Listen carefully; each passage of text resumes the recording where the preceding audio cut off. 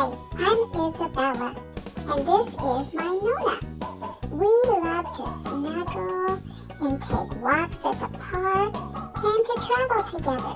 And sometimes we even go on Grandpa's boat and go fishing. We're glad you're with us today because guess what? Today we're going to talk about how to create a first aid kit for your dog. Now, in the near future, we are going to be going on an extended road trip. Extended in that we are going to be traveling from the mountains of Colorado where we live, staying somewhere between Amarillo and Lubbock, and then going on down to an area outside of San Antonio. We're going to take a 2-day trip to get down there. We're going to be staying in one location for a while and then moving on to a few more. I'm going to share all of that in a later video, but today I want to talk about the fact that the area we're going to is quite different than where we live in Colorado. We don't have things like ticks and fleas and things like that, so we don't have to use things like sprays or medications or flea collars. However, where we're going, there's an infestation of those kinds of things, so we need to be prepared for that. In addition, you never know when an accident can occur or they could injure themselves in some way. And as a dog parent, you want to have the tools you need at your fingertips to take care of your baby. So let me share with you how I created a first aid kit for my dog. Now, did I go overboard? Yeah, probably. But maybe you'll benefit from it. Now, I am an educator by trade, and one of the first things that I do is hit the research. I want to know from a variety of veterinarians what are the most common things that people experience with illness or accidents with their pups on the road. I want to know what I should have on hand. And then for the area that we're going to, what are the issues that we might face there? So that's what I did first, and I also needed to acquire a really good first aid book, but not one that would take up the whole back seat. So I did find this First Aid for Dogs, and by the way, I'm going to link everything that I can below, so if you're interested in putting together your own first aid kit for dogs, you'll be able to do it very easily. One of the first things that you might face is an accident or a injury to your dog of some sort. So some of the things that are recommended are, again, very indicative of what you would have with humans. First of all, there is some hand sanitizer. There are gloves that you want to put on. One, because you don't want to infect yourself personally, but you don't want to infect your animal or your human with bacteria that might be on your own body. So you'll see here we have things like gloves, tape, gauze, wooden sticks, in case you have a sprain or perhaps a broken bone of some sort on your pup's leg, and to keep things immobile. Now, one of the things that we want to understand about a first aid kit too is these are things you do in an emergency situation until you can get to an approved vet.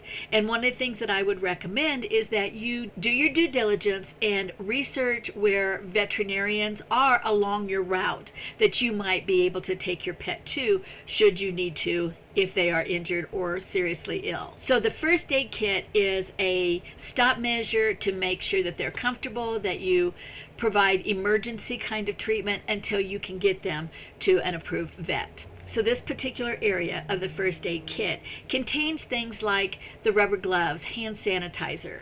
It contains things for an accident or an injury. So things like gauze pad, the stop bleeding kind of paste that you might put on an injury for an animal. It's got cotton balls and Q-tips and tape, the self-adhering kind of tape as well. I also have something recommended by veterinarians called silver honey, and this is something that you do put on an open injury.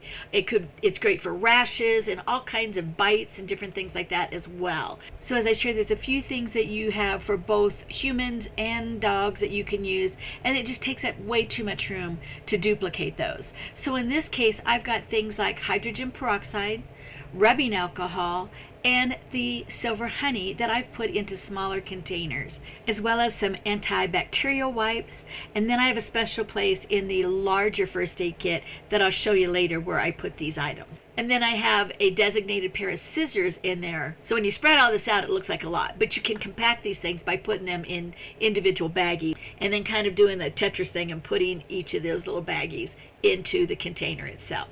The next type of intervention you might need is if your animal is ill.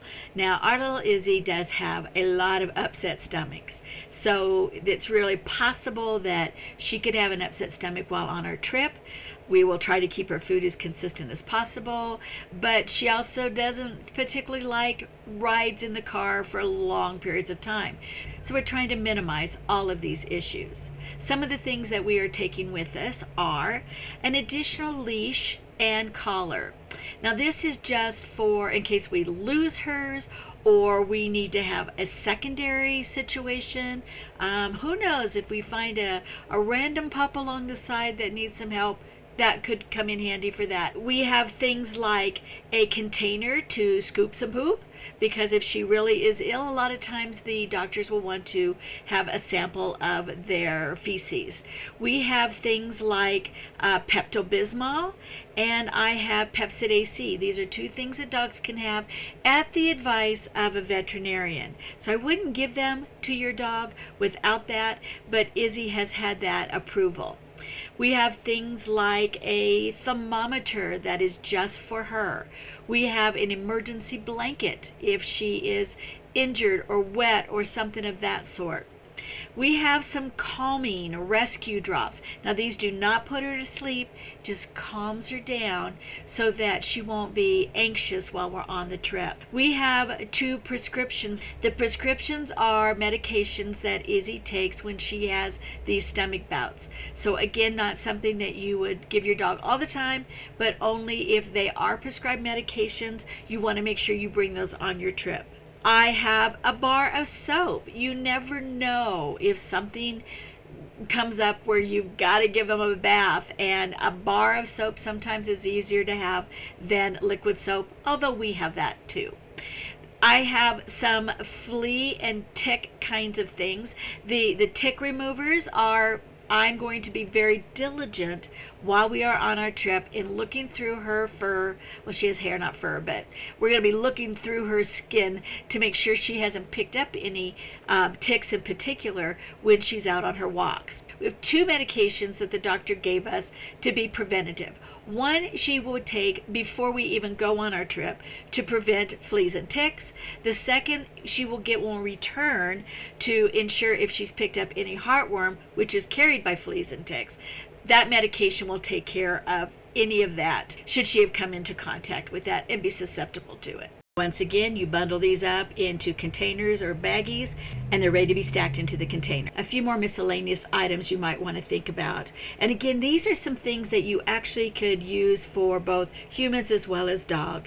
And that is an eye wash, petroleum jelly, Neosporin, and having that hand sanitizer on hand. Activated charcoal can sometimes be recommended by a vet if your dog ingests something or is bitten by something that could be poisonous. But again, never give this without the advice of your vet. A blow-up dog collar or something you could make into a collar that keeps your dog from touching their wounds is essential. Now, I already had a container that I got a long time ago from the dollar store. I probably would like to get one that is a little bit more secure than this particular one, but this fits really nice into the larger container that I have with the snap lid. And here's how I secured those bottles inside the larger first aid box. Now in this way, I'm able to have all of our first aid materials in one container, but separated for what is particularly for an animal. Now I certainly hope we don't need any of this on our trip, and I wish that for you as well on any trip that you have, that your dog and that your humans all have wonderful, healthy car trips. However, isn't it a good peace of mind to know you'll have what you need should an emergency or illness arise? If you like this video, would you give it a thumbs up and consider subscribing? We've got a lot more to share with you in future weeks.